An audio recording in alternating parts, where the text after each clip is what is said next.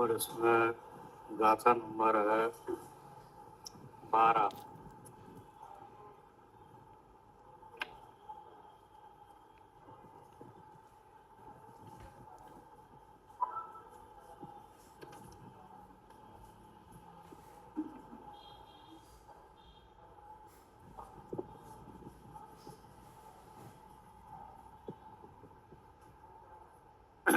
इसमें 12 नंबर का शतक विषय हो चुका है।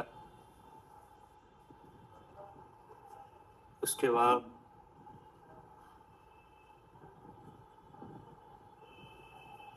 श्लोक नंबर 4 नंबर श्लोक भी हो चुका है।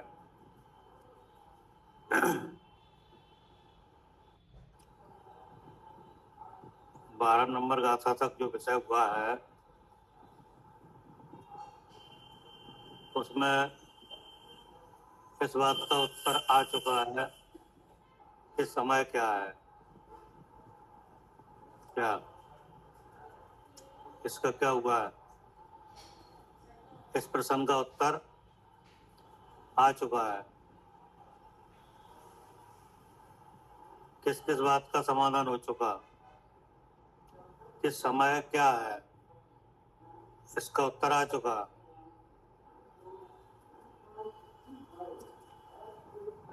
और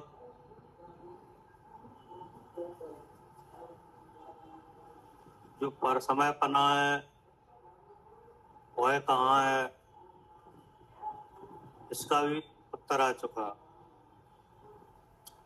कि समय समय ही है, समय पर समय नहीं है। पर समय पना बुद्धि की भूल है। क्या पर समय पना क्या है? हमारी बुद्धि की भूल है, ठीक है ना। किनकी भूल है? हाँ, हमारी बुद्धि। जिस बुद्धि के साथ ज्ञान की प्रवृत्ति है तो भूल किनकी है? हाँ, कि भूल हमारी है, हमारी बुद्धि की है। लेकिन वहां समय के स्वरूप में कोई अंतर नहीं है।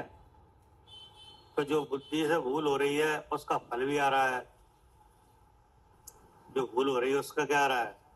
तो फल आ रहा है। तो वो फल क्या है? कि आकुलता है और कर्म बंधन है। तो ये दोनों चीजें हमारे प्रयोजन से विरुद्ध हैं। क्या क्या? आकुलता और कर्म बंधन।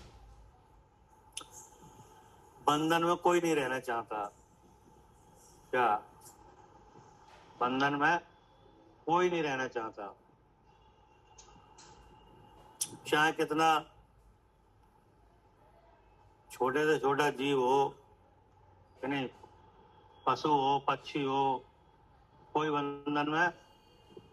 और इस कर्म का, इस भूल का फल क्या है? बंधन। और वो बंधन का भाव है दुख। और बंधन में जो अपनापन लग रहा है वो है आकुलता। उसका फल क्या है? हाँ, तो ये भूल का फल है, कि नहीं। अगर भूल रहेगी तो ये फल आएगा, आकुलता भी होगी और कर्म बंधन भी होगा।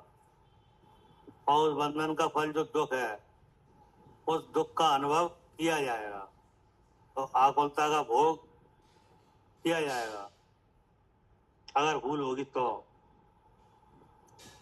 और भूल निकाल दी गई तो समय ही है ना। इस भूल से संसार खड़ा हुआ है। क्या? इस भूल से क्या है? हाँ, संसार है। उस संसार का स्वरूप पंच परावर्तन। संसार का स्वरूप क्या है? पंच परावर्तन। फिर उससे निकलने का भी उपाय बताया गया कि भगवान की वाणी का सेवन करके उससे जाने जा सकता है अपने स्वरूप, और भूल का समाधान हो सकता है, और आकुलता और दुख का विनाश हो सकता है। फिर इसको कैसे अनुभव किया जाए, इसका भी उपदेश हो चुका। फिर उसमें जो व्यवहार नहीं आया उसका भी स्वरूप बताया कि ऐसा आत्म अनुभव होगा तो उसमें जिनदेव का उपदेश ही कारण बनेगा। क्या? जो आत्म अनुभव होगा, जिसमें भूल निकलेगी, जिससे आकुलता दुख खत्म होगा, स्वपर का जानना होगा, तो इसके लिए क्या होगा? हाँ, जिनदेव का उपदेश ही निमित्त बनेगा।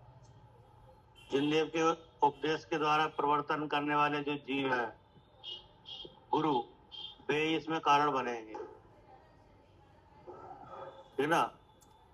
तो अनुभव करने वाला आप ही है, अपने ज्ञान से अनुभव करेगा कि नहीं, फिर भी इनका निमित्त चाहिए।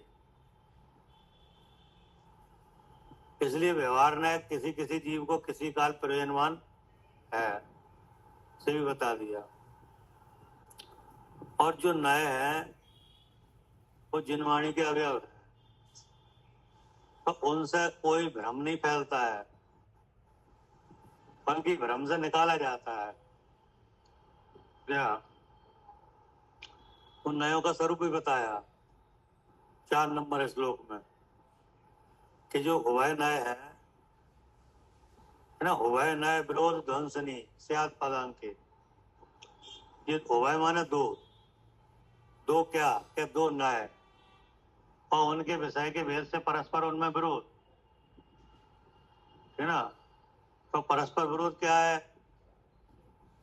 कि व्यवहार ने देह से आत्मा का कथन करता है, और निश्चय ने इस बात का निषेध करता है कि देह वाला आत्मा नहीं है, सुख दुख वाला आत्मा नहीं है, रागी द्वेषी मोही आत्मा नहीं है।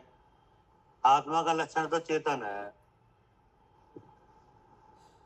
ना। चेतन शक्ति से शून्य और कोई भाव आत्मा नहीं है, ऐसा कथन करने वाला कौन है? निश्चय है। तो यही इन दोनों नयों के विषय का भेद का विरोध है। लेकिन इसको समझा जाए तो कोई विरोध नहीं है। कैसे कि दोनों नए आत्मा का स्वरूप बता रहे हैं। दोनों नए क्या बता रहे हैं? आत्मा का स्वरूप बता रहे हैं। तो अब हमें नए आश्रित ना रह के आत्मा जानना चाहिए। क्या क्या करना चाहिए? आत्मा को जानना चाहिए। तो अगर आत्मा जानोगे तो जिन वचन निमित्त बनेंगे, तो जो है दो नए का विरोध है वो क्या हो जाएगा? मिट जाएगा। आपको खुद समझ में आ जाएगा कोई विरोध नहीं है, दोनों नए आत्मा का कथन कर रहे हैं। वो आत्मा कौन है? कि वो आत्मा मैं हूं। तो आप मैं का क्या करोगे? अनुभव। तो अनुभव करोगे, मिट गया विरोध। ये बात 4 नंबर श्लोक में आई। अब ये जो नए हैं ये जिन वचन है। नए क्या कहाँ आए हैं? जिन वचन में। तो उनका भी स्वरूप बताया कि जो जिन वचन में नए आए हैं और उनसे जो कथन होता है, उनके विषय के भेद से जो विरोध है, सब विरोध नहीं है, बल्कि आत्मा आत्म वस्तु जिस जिस अवस्था से विराजमान है उस अवस्था से कथन किया जाता है। क्या? आत्म वस्तु जिस जिस अवस्था से विराजमान है उस अवस्था से उसका क्या होता है? कथन होता है। तो वह जो जिन वचन है जो मुख और गौण से कथन होता है, पद्धति क्या है? मुख और गौण। बोले ये सब ठीक है। क्या? इसके द्वारा वस्तु का जो अवस्था विशेष है, जो है जैसी अवस्था है वैसे कथन होता है, कोई असत कल्पना नहीं। व्यवहार न्याय भी क्या करता है? वस्तु का कथन ही करता है, कोई असत कल्पना नहीं करता। व्यवहार में का उपदेश इसलिए आया कि अनादि से हमारी बंद पर्याय है। हमारी क्या है? अनादि से। परद्रव्य जो उद्गल है उसके विकार रूप जो कर्म है उसके साथ क्या है? एक पिंड बंधन अवस्था है। उस अवस्था में घातीय और अघातीय कर्म के कारण से गुणों का घात भी हुआ है,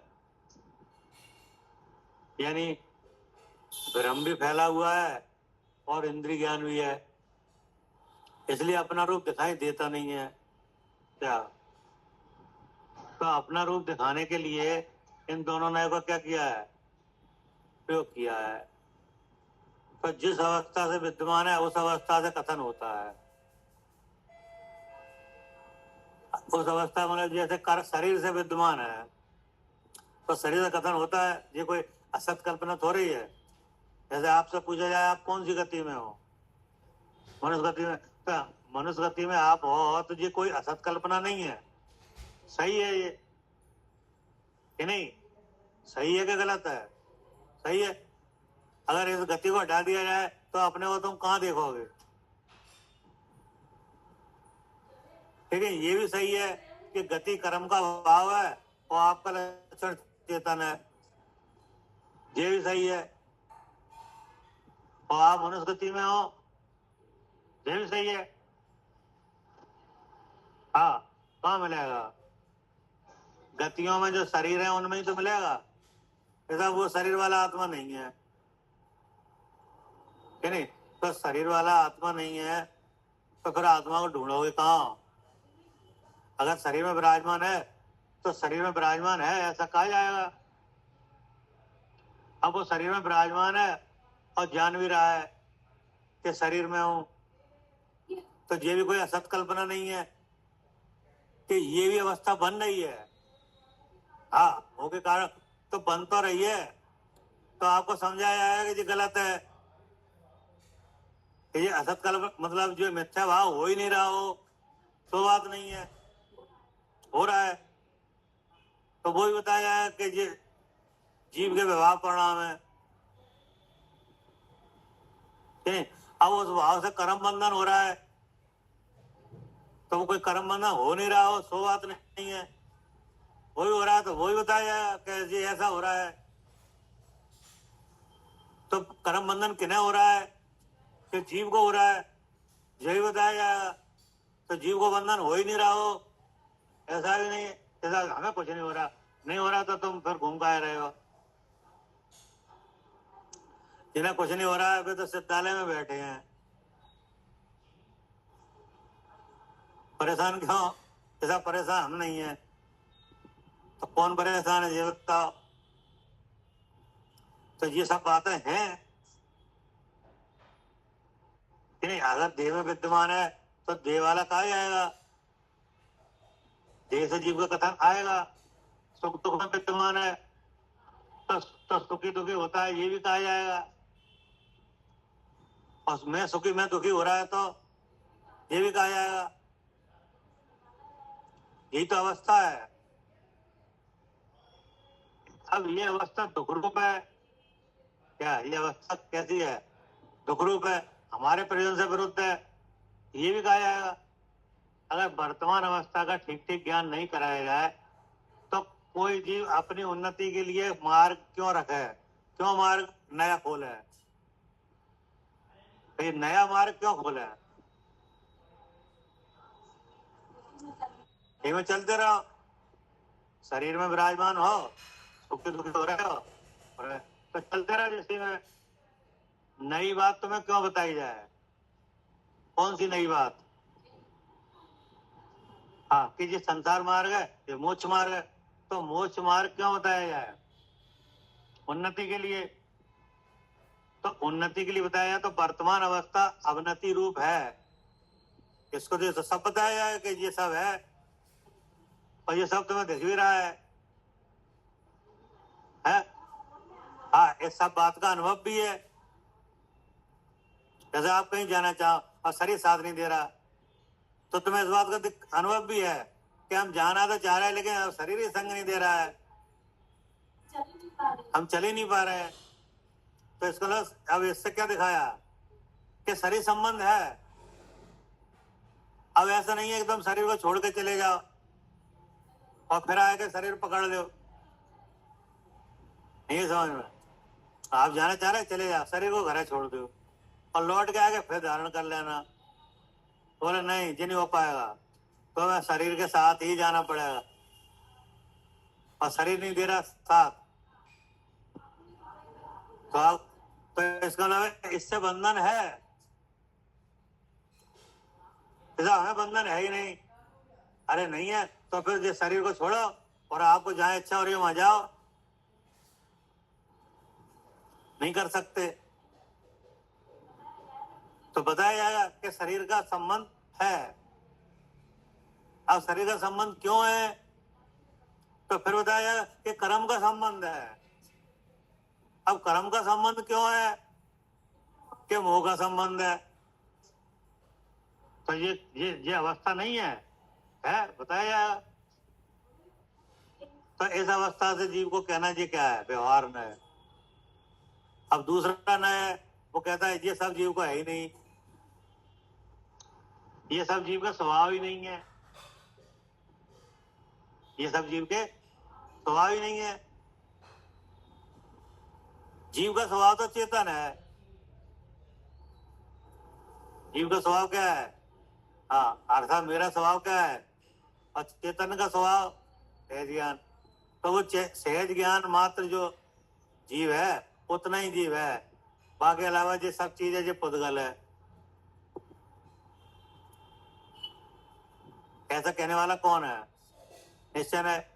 तो यहाँ बताया जा रहा है ऐसे जो दो नए हैं तो जिन वचन में आए हैं, तो यहाँ जिन वचन का ग्रहण करने से, दो नयों का सम्यक ज्ञान करने से विरोध खत्म होता है। क्या कोई भ्रम नहीं फैलता, क्योंकि दोनों नए हैं, वे वस्तु को बतला रहे हैं। वस्तु जैसी विराजमान है, जिस अवस्था से विराजमान है उस अवस्था से कथन होता है। हाँ, सो वस्तु का निश्चय कराने के लिए होता है। उसमें जो व्यवहार में कथन करता है सो असत कल्पना नहीं करता, वो वस्तु जैसे विराजमान है वैसा कहता है, ठीक ना। लेकिन प्रयोजन बस शुद्ध द्रव्यार्थ न्याय को मुख्य किया जाता है। हाँ कि नहीं। तो वो ये सब बात यहाँ तक आ चुकी है 12 नंबर गाथा तक। तो यहाँ कह दिया कि इस प्रकार 12 गाथाओं में पीठ का यानी भूमिका है। किस बात की भूमिका है ये, हाँ कि समय क्या है उसका स्वरूप बता दिया। अब नहीं, अब जो भूमिका है ये सम्यक दर्शन की है। अब आगे कथन का है, हाँ अब उस समय का आप साक्षात्कार करो। क्या करो, किसका, आत्मा का। समय माने आत्मा, आत्मा माने मैं, तो उस मैं को जानो, जिसका स्वरूप 1 नंबर गाथा से बताया है। हाँ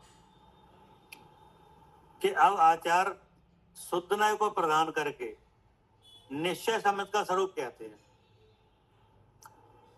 ये दोनों नय से कथन हुआ है, ये तो सही है, जैसी अवस्था से विद्यमान है वैसा कथन हुआ है, सही है, सब बात सही है। लेकिन अब इसमें से आप आचार्य कह रहे हैं कि शुद्ध नय को प्रदान करके, इसको शुद्ध नय को प्रदान करके, अब शुद्ध नय को प्रदान करने की बात कही जा रही है। किसकी, हाँ कि अब आचार शुद्ध नय को प्रदान करके निश्चय समित का स्वरूप कहते हैं। शुद्ध नय को प्रदान क्यों किया जा रहा है, कि शुद्ध नय को प्रदान इसलिए किया जा रहा है कि जो शुद्ध नय है वह आत्मा का जैसा स्वरूप है वैसा कहता है ना। अगर जैसा स्वरूप है वैसा कहता है और आपको शुद्ध नय का ग्रहण करने से आत्मा का यथार्थ जानना हो तो वो क्या है, कि वह सम्य दर्शन है। तो जब समय का स्वरूप बता दिया, अब आप क्या करो कि सम्यक दर्शन का, उस सम्यक दर्शन का साधन करो। जो समय की जानकारी जो दी है उसको काय का साधन बनाओ, सम्यक दर्शन का। उसमें कैसे बनाओ कि शुद्ध नय को प्रदान करके। सम्यक दर्शन का साधन कैसे बनेगा, शुद्ध नय को प्रदान करके। जहां शुद्ध नय प्रदान होगा वहां आपको अपना रूप दिख ही जाएगा। क्या अपना रूप दिख जाएगा, और अपने रूप को आप देख लो, इसका नाम क्या है, सम्यक दर्शन। देखना माने प्रतीति होना। अब प्रतीति का कब होगी, जानने पे। तो उस जानने के लिए शुद्ध नय को प्रदान कराया है।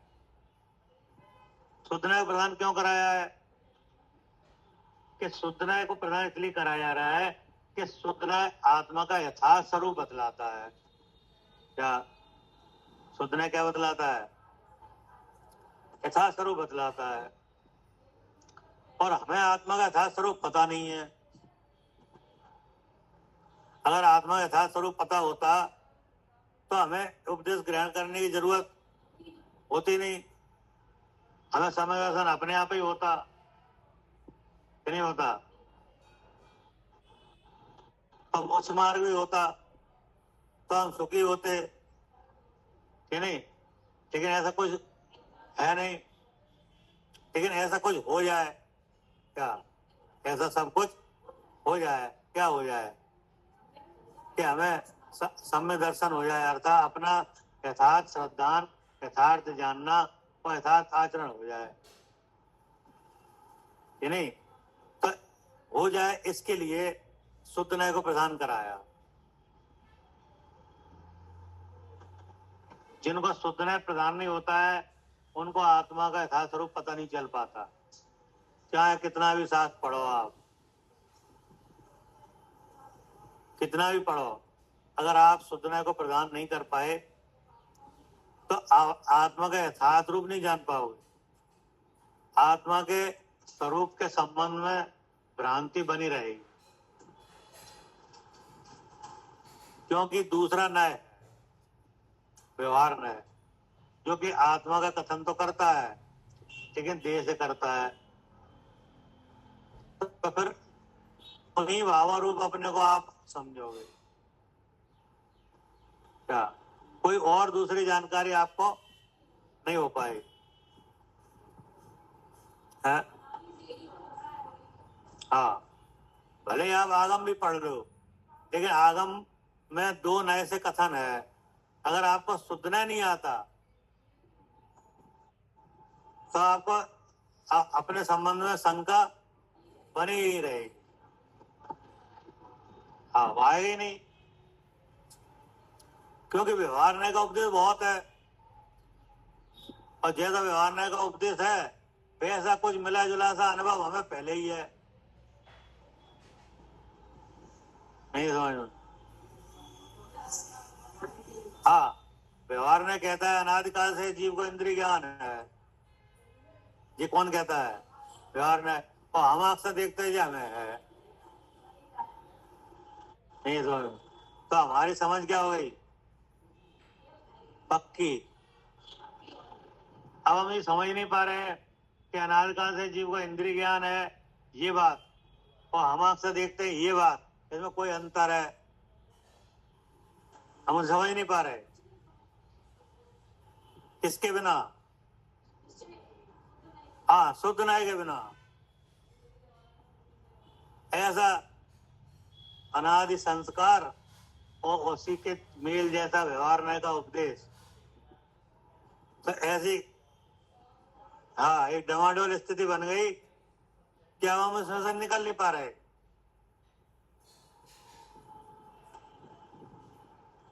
नहीं बन गई। शरीर में हूं, जो हमारा पहले से ही संस्कार है। अब आया इसमें आगम में व्यवहार नय, और यहाँ लिखा है कि दोनों नय का उपदेश ग्रहण करना। कि नहीं। और ये भी लिखा है कि जो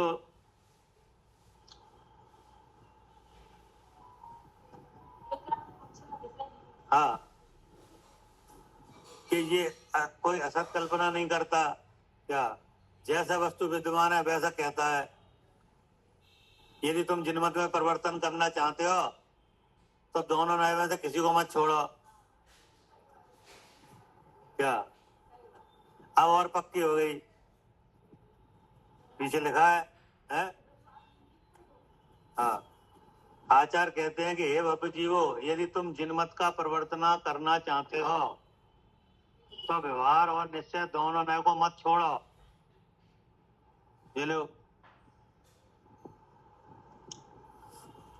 हाँ, तो अब हमारा मन ऐसा हो गया कि वास्तव में दोनों न्याय को मत छोड़ो। तो दोनों न्याय को मत छोड़ो माने कि दोनों न्याय सत्यार्थ है, समान रूप से।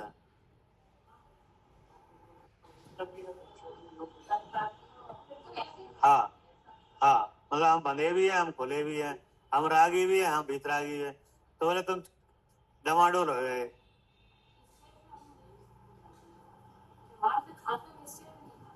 हाँ, तो ऐसी बातें होंगी पागलपन जैसी। तो अब तुम हम निश्चय से नहीं खाते और व्यवहार से खाते हैं, तो तुम आकर करते कहाँ हो? कहाँ रहे? खाने पे ही। कोई निष्कर्ष पर तो नहीं पहुंचे।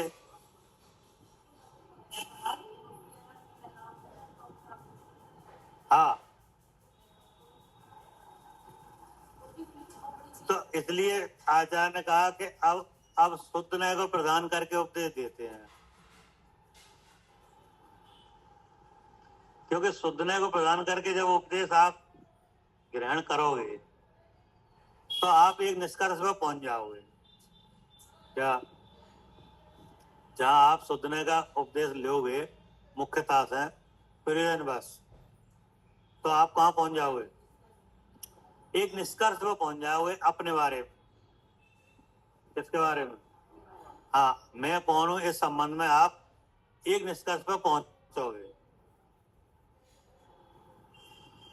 किस न्याय का ग्रहण करने से? शुद्ध न्याय का। अर्थात हमारा यथार्थ स्वरूप क्या है ये आप जान ही लोगे कि नहीं। और जो अवस्था बन रही है वो क्यों बन रही है ये भी जान लोगे। तो ऐसा जान लेना दोनों न्याय का ग्रहण हुआ। क्या ऐसा जान लेना क्या हुआ? दोनों न्याय ग्रहण हो गया। ऐसा ऐसा दोनों न्याय का ग्रहण नहीं है कि दोनों न्याय जैसी वस्तु है,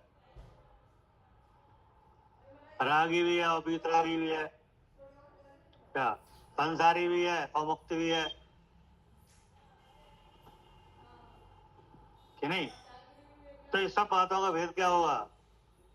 खुल जाएगा। इसलिए आचार करें, अब आचार शुद्ध न्याय को प्रदान करके निश्चय समित का स्वरूप कहते हैं। अर्थात शुद्ध न्याय के जानने से सम्यक दर्शन होता है। क्या शुद्ध न्याय के द्वारा कहा हुआ आत्मा का स्वरूप है जो शुद्ध न्याय के द्वारा कहा हुआ जाना जाए तो आत्मदर्शन होता है, आत्मा का श्रद्धान होता है, जिसका नाम सम्यक दर्शन। वास्तव में वही सम्यक दर्शन है ना। कि अब आचार शुद्ध न्याय को प्रदान करके निश्चय सम्यक का स्वरूप कहते हैं। निश्चय सम्यक का मतलब है कि वास्तव में सम्यक दर्शन क्या है। अशुद्ध न्याय की यानी व्यवहार न्याय की प्रधानता में जीवादि तत्वों के श्रद्धान को सम्यक कहा। इसका मतलब ये हुआ कि सम्यक दर्शन के दो कथन हैं। क्या सम्यक दर्शन के स्वरूप, तो सम्यक दर्शन के कथन कितने हैं? दो हैं। एक तो सम्यक दर्शन का कथन यह है कि जो आत्मा का श्रद्धान है वो सम्यक दर्शन, ठीक ना। जो अपने स्वरूप का यथार्थ श्रद्धान वही क्या है? सम्यक दर्शन है। जो क्या ऐसा होता है? कि शुद्ध न्याय के द्वारा कहा हुआ जो शुद्धात्म द्रव्य है उसे जानने से, तो जानने से हुआ कि नहीं, किसे जानने से, कि आत्म स्वरूप को जानने से जो प्रतीति आई अपनी, वही क्या है, वही सम्य दर्शन है।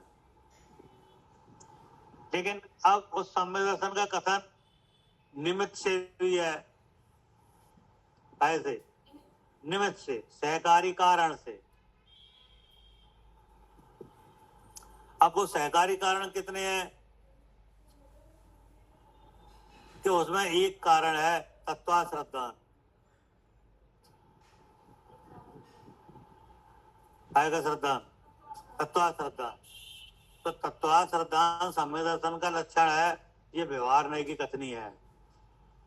क्या तत्वाश्रद्धान करने से क्या होता है, सम्य दर्शन होता है। ये क्या है, हाँ, किसके संबंध में, सम्य दर्शन के, ठीक ना। अब तत्वाश्रद्धान कैसे होता है, अब तत्वाश्रद्धान देवसा गुरु के सिद्धांत से होता है। तो अब बात और बाहर चली गई। तो ये सब दोनों, ये सम्य दर्शन के लक्षण है, ये व्यवहार न्याय है ना। क्या लिखा है, अशुद्ध न्याय की प्रधानता में, अशुद्ध न्याय माने व्यवहार न्याय, व्यवहार न्याय की प्रधानता में जीवादि तत्वों के श्रद्धान को सम्यक्त कहा। यानी जो जीवादि 7 तत्व हैं, इनके स्वरूप को जानने से क्या होता है, सम्य दर्शन होता है, ऐसा उपदेश है। और जीवादि तत्वों का यथार्थ श्रद्धान होता है देवसात गुरु के श्रद्धान, तो है भी सम्य दर्शन का निमित्त है, इनके श्रद्धान से होता है, है ना। तो ये क्या है, कि व्यवहार न्याय है। लेकिन इन दोनों निमित्त के बनने से, इन दोनों निमित्तों के सहकारी बनने पर जो आत्मा को जानता है वह वास्तव में सम्य दर्शन है। नहीं समझ, हाँ, इन दोनों न्यायों का निमित्त बनने, दोनों, हाँ, सहकारी कारणों का संबंध बनने पर, हाँ, दोनों सहकारी साधनों का निमित्त बनने पर, नहीं, जो आत्मा को जानता है उसे होता है कायदे में। नहीं, 7 तत्वों सिद्धांत तो बहुत से जीवों को है, 7 तत्व हैं, यानी उनका नाम है, जिस परिभाषा है, सब मालूम है, नहीं। और देवसात गुरु हैं, उनका भी सिद्धांत है, कुगुरु कुदेव आदि को नहीं पूजते क्या। और जिनवाणी में कहेगा जो 7 तत्व हैं उन्हें ही नहीं मानते हैं, कि नहीं। तो ये व्यवहार न्याय का लक्षण तो आ गया, ये सम्य दर्शन हुआ नहीं, ऐसा भी दिखाई दे रहा है कि नहीं दे रहा। तो फिर अब यहां से कौन निकाला है, सम्य दर्शन तो हुआ नहीं, क्या व्यवहार न्याय की प्रधानता में तो जीवादि तत्वों का सिद्धांत, हाँ, सम्य दर्शन है। और जीवादि तत्वों के जो उपदेश हैं वे कहाँ से आए हैं, देवसा गुरु से, तो उनका सिद्धांत सम्य दर्शन है। लेकिन ये दोनों साधन अपनाने पर भी सम्य दर्शन हुआ नहीं, तो फिर ये सम्य दर्शन के निमित्त नहीं है, सो भी नहीं है। ये निमित्त तो है सम्य दर्शन के, लेकिन आपने शुद्ध न्याय प्रदान नहीं किया। क्या आपने क्या नहीं किया, शुद्ध न्याय को प्रदान नहीं किया। अगर शुद्ध न्याय को प्रदान करते तो ये निमित्त बन जाते और सम्य दर्शन हो जाए। सब हुए नहीं, क्योंकि आपने प्रदान किसे नहीं किया? शुद्ध नय को। इसलिए क्या कहा? अब आचार शुद्ध नय को प्रदान करके निश्चय समित का स्वरूप कहते हैं। अगर आपको शुद्ध नय का स्वरूप जानोगे कि नहीं, शुद्ध नय से कहा हुआ जो शुद्धात्मा है उसका निश्चय कराया जाएगा। काय से? शुद्ध नय से। तब उसका निश्चय आप करोगे। किसका? शुद्धात्मा का। अब वो शुद्धात्मा कौन है? कि वो आप ही हो गया समय दर्शन। लेकिन अशुद्ध नय की यानी व्यवहार नय की प्रधानता से ही अगर वो निमित्तों में ही उपयोग लगाओगे, सात तत्वों को ही रटते रहोगे,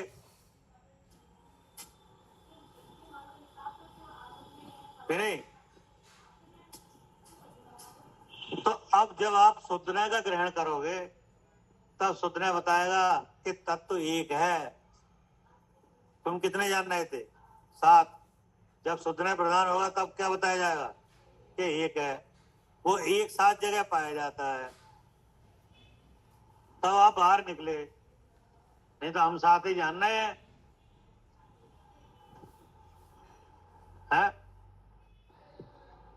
हाँ, वो शुद्ध नय जब प्रधान हुआ तब मालूम पड़ा कि इसमें तत्व तो एक ही है। वो एक इन 7 जगह पाया जा रहा है। क्या 7 के द्वारा एक का निश्चय किया जाता है? तो ये कब होगा? हाँ, इसलिए कहा कि अब आचार शुद्ध नय को प्रदान करके निश्चय समित का स्वरूप कहते हैं। अशुद्ध नय की प्रधानता में जीवादि तत्वों के श्रद्धान को समित कहा। अब आगे क्या लगा? जबकि यहाँ माने अब जो शुद्ध नय को प्रदान कराया जा रहा है यहाँ इस उपदेश में, कि जबकि यहाँ उन जीवादि तत्वों को शुद्ध नय के द्वारा जानने से सम्मिलित होता है, वहां 7 तत्वों के जानने से सम्मिलित होता है, और यहाँ के जीवादि तत्वों को शुद्ध नय के द्वारा जानने से सम्मिलित होता है। वहां केवल जीवादि तत्वों के जानने से सम्मिलित होता है, और यहाँ उन जीवादि तत्वों को शुद्ध नय से जानने से सम्मिलित होता है।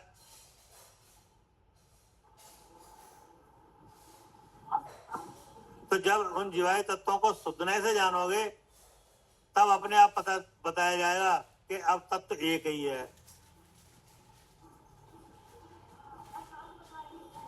हाँ, वहां 7 बताए थे, अब तुम्हें एक बताएंगे कि वो तो 7 जगह मिलता है, इसलिए 7 तत्व कहे, और उन्हीं में हे गे और उपाधि कहे। उन्हीं में क्या कहे? हे उपाधि कहे।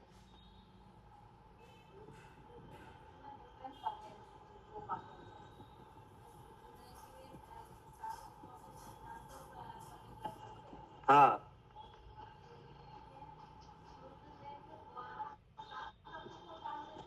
हाँ, तो जब आप शुद्ध नय के द्वारा 7 तत्वों को जानोगे तब तुम्हें क्या समझ में आएगी? है? हाँ, तत्व तो एक ही है, वह हो गया काम। वहां नहीं तो तुम्हें 7 ही लगेंगे। तो इतना मुझे तो बहुत अंतर है। एक चीज है तुम्हें 7 दिख रहे हैं, एक एक चीज 7 दिखे तो क्या होगा? यहाँ एक चीज 2 दिखती है तब तो हालत खराब है। हमारे एक के 7 दिख रहे हैं।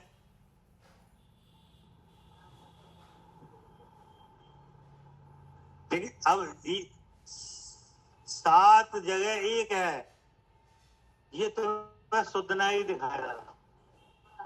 क्या अशुद्ध नय ये नहीं, उसका विषय ही नहीं है। उसका विषय तो 7 तत्वों का सिद्धांत समय दर्शन ये है। और 7 तत्वों की कथनी कहां से आई? देवसाय गुरु से। बोले देवसाय गुरु का सिद्धांत करो, ये समय दर्शन है। तो तुम तो बहुत दूर हो गए। किससे? आत्मा से,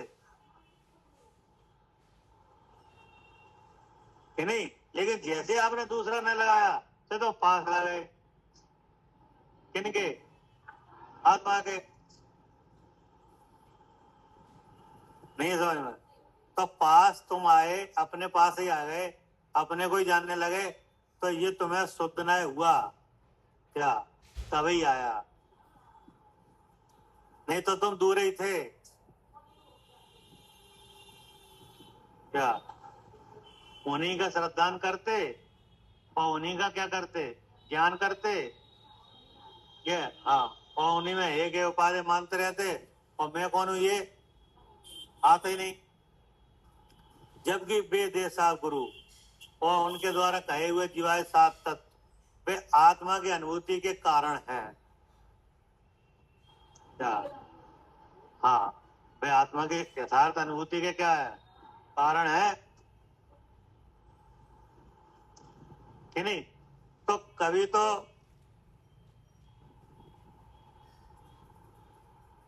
जो सहकारी कारण है उससे कार्य हुआ कहते हैं। हाँ, जैसे सम्य दर्शन है, तो सम्य दर्शन का स्वामी कौन है? आत्मा है कि नहीं? और वो सम्य दर्शन किसके आश्रय से रहता है? आत्मा के आश्रय। तो वो सम्य दर्शन होता किसे है? तो उसमें साधन कौन बनेगा? आदमी बनेगा। तो देखो यहाँ तो आत्मा ही आत्मा आ रहा है, कोई दूसरा तो आ ही नहीं रहा है कि नहीं?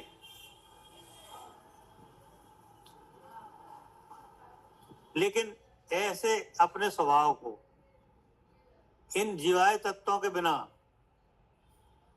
आप नहीं देख पाओगे कि नहीं? क्योंकि बंध पर्याय की निरूपणा में ये आए हैं क्या? काय में आए हैं? बंध पर्याय की निरूपणा में। बंध पर्याय की निरूपणा का मतलब है एक जीव और 8 कर्म। उस अवस्था के जब विस्तार किया गया तो जीव तत्व है कि नहीं है? हाँ, एक जीव 8 कर्म और शरीर में हूं ऐसा भाव, ये क्या है? ये है जीव तत्व। जीव तत्व, ठीक है ना? अब अजीब तत्व, तो अजीब कौन है? शरीर है कि नहीं? अब दिख क्या रहा है तुम्हें? शरीर ही दिख रहा है। तो शरीर ही दिख रहा है, इसका मतलब ये शरीर है, उस तत्व को बतला रहा है। अगर इसमें तत्व नहीं है तो शरीर कैसे दिख रहा है? क्या शरीर ही शरीर को देख रहा है? तो इसका मतलब वो तत्व मिलेगा कहाँ? अजीब के साथ। कौन सा अजीब है वो? कि जिसका नाम है मन वचन काया। इसका नाम क्या है? अजय टेबल नहीं, हालांकि टेबल भी अजीब है और मन वचन काया वो भी अजीब है। तो जैसे अजीब तत्व कहे क्या नहीं टेबल को, तो हाँ, देखिए मन वचन का है उसको क्या कहेंगे? अजीब तत्व। तो जहाँ मन वचन काया की प्रवृत्ति होगी वहां तत्व है। अब जो मन वचन काया मेरे हैं, ये आश्रय है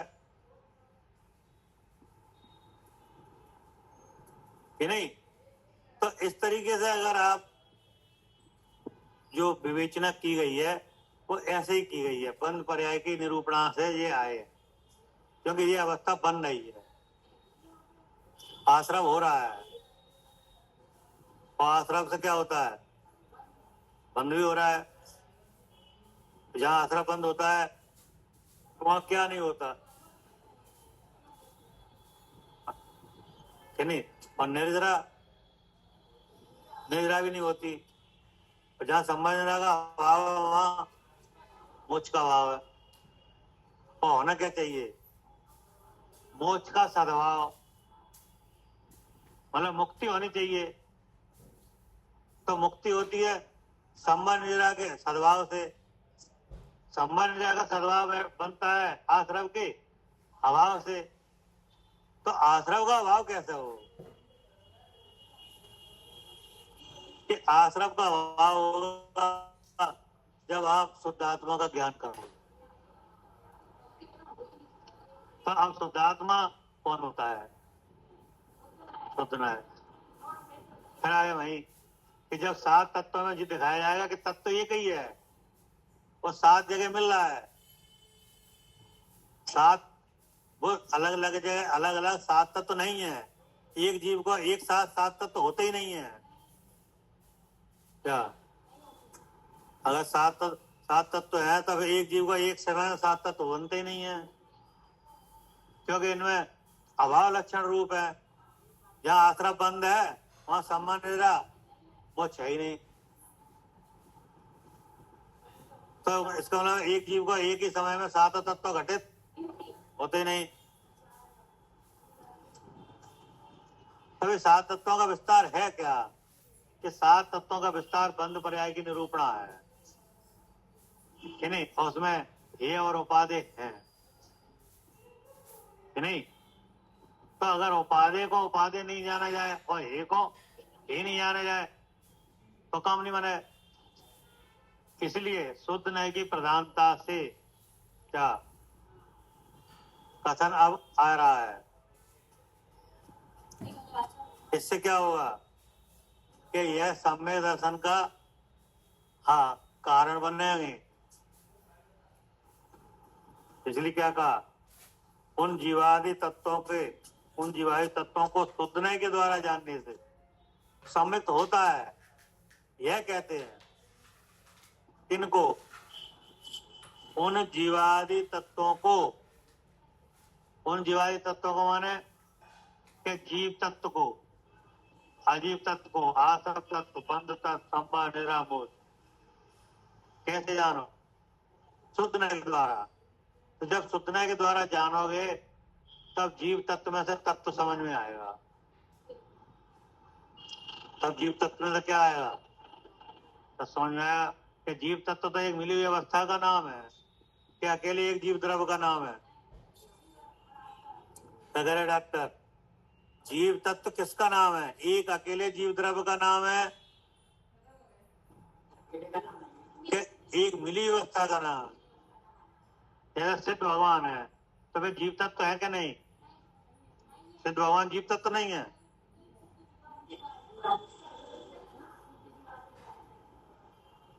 तो शुद्ध जीवास्तिका है और जीव तत्व में अंतर क्या है?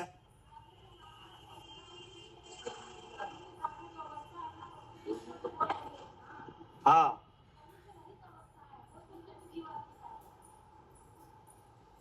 देखो अब तुम्हें खुद ही समझ में आने लगेगा कि जीव तत्व माने क्या और शुद्ध जीवास्तिका माने क्या।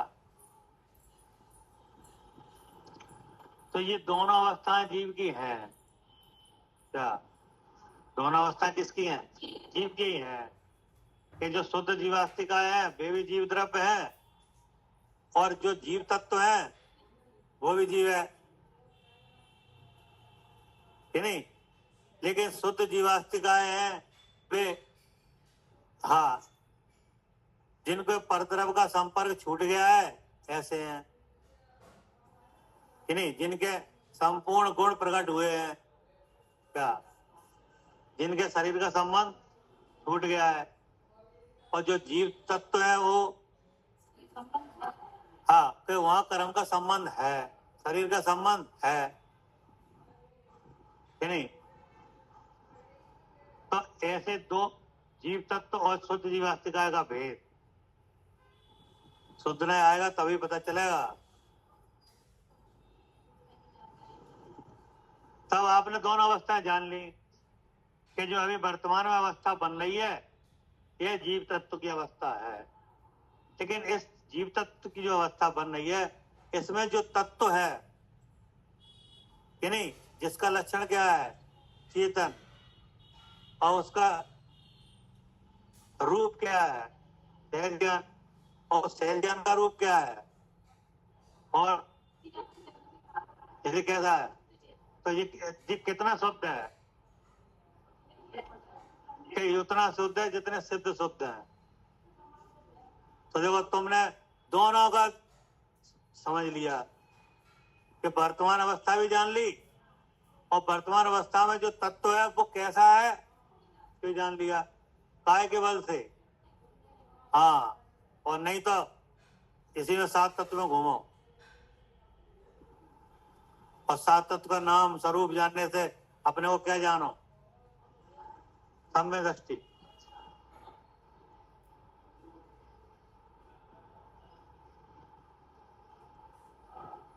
इसलिए क्या कहा? उन जीवादि तत्वों को शुद्धने के द्वारा जानने से सम्यक होता है। यह कहते हैं टीकाकार इसकी सूचना रूप 3 श्लोक कहते हैं। किसकी सूचना? किसकी सूचना?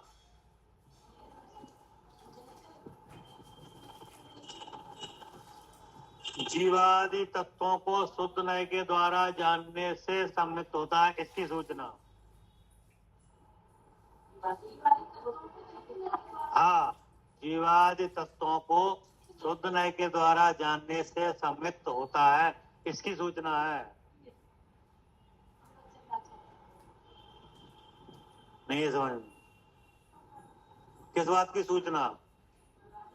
जीवादि तत्वों को शुद्ध नय के द्वारा जानने से सम्यक दर्शन होता है, इस बात की सूचना है 3 श्लोकों में।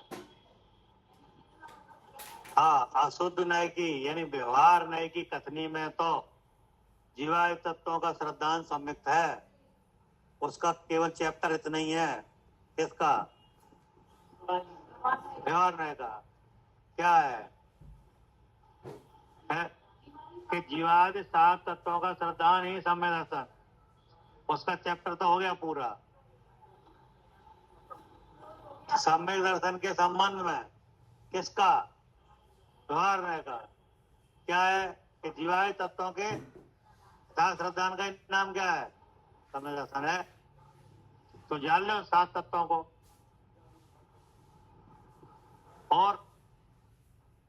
और यह जो जीवादि तत्व कहे हैं सो किन्ने कहे हैं?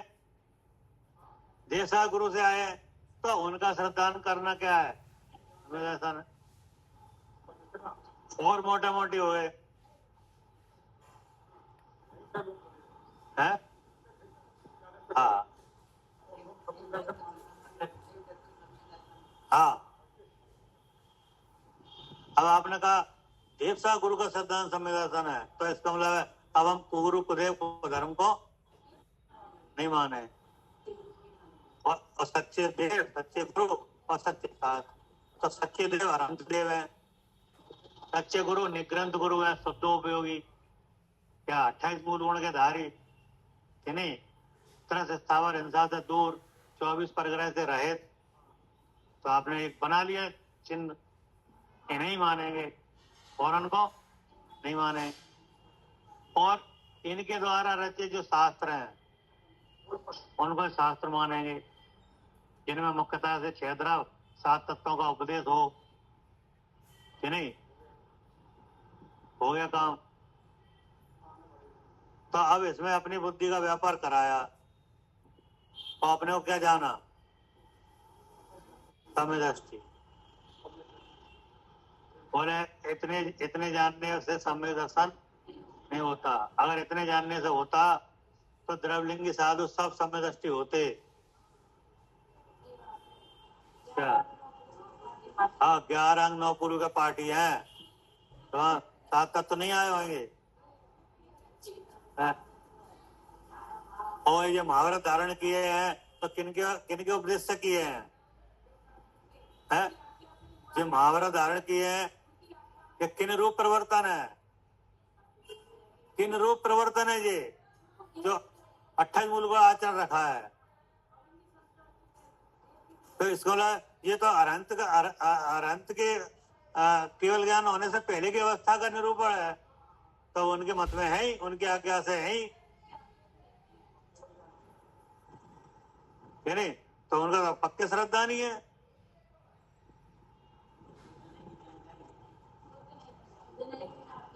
हाँ,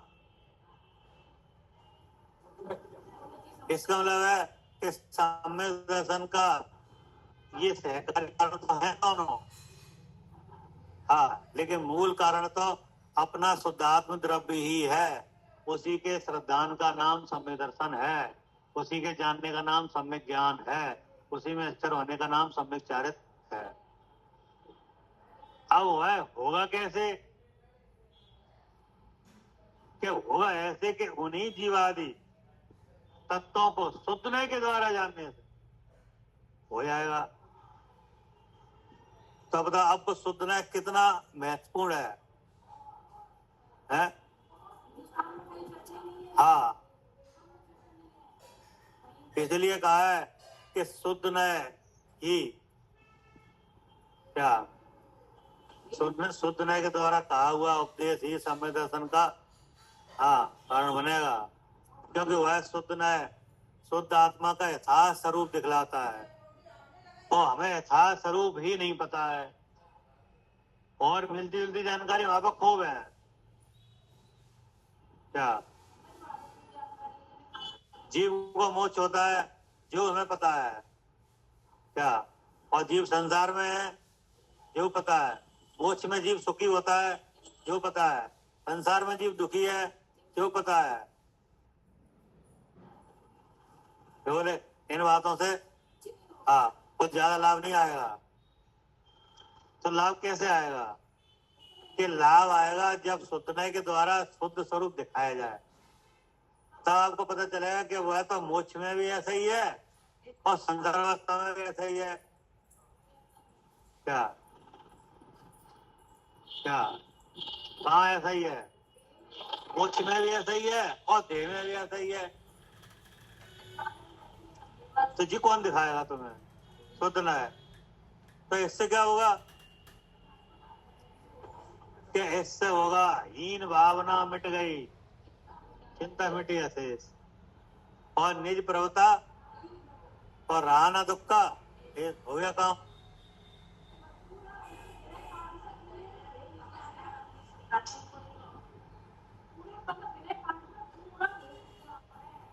तो जैसे आपने सुधना लगाया तो आपको पता चल गया कि हमारा स्वरूप तो संसार में अवस्था में भी हम वो ही हैं और मुक्ति में भी यही रहेंगे।